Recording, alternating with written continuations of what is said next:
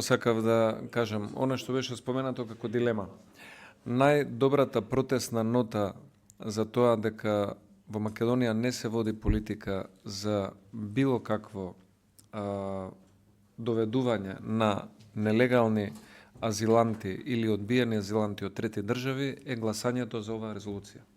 Ако собранието изгласа оваа резолуција и секој пратеник кој што ќе гласа за оваа резолуција ќе потврди дека е на линијата принципиелно да не се шират лажни вести и да се доведува дел од јавноста во страв, во неизвестност или во заблуда на оваа тема.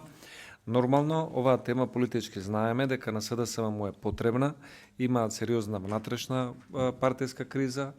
потребна им е некоја тема за дефокус, но тоа е нивен проблем и не мора да биде и државен проблем. Инаку, само за ваша информација да ве известам и за да знаат граѓаните, во моментов во Македонија, азиланти кои што уживаат статус на бегалци, вкупно се 14, од кои 9 се од Косово, 3 од Конго и 2 се државјани на Сирија.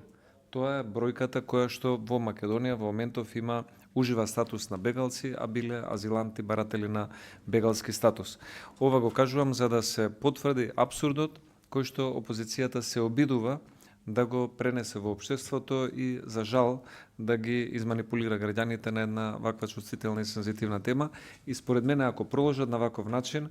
ќе нанесат и штета и на репутацијата на македонско-британските односи. Бидејќи навистина нема,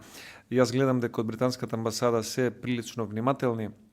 во нивните деманти соопштенија, но сепак и нив не им е пријатно кога за нивната земја се шират дезинформации што штети на репутацијата на билатералните односи помеѓу Македонија и Британија, и се надевам дека опозицијата ќе биде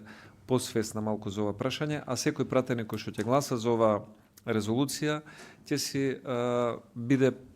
верификуван како политичар кој што и помага на државата и на општеството да запре ширењето на вакви лажни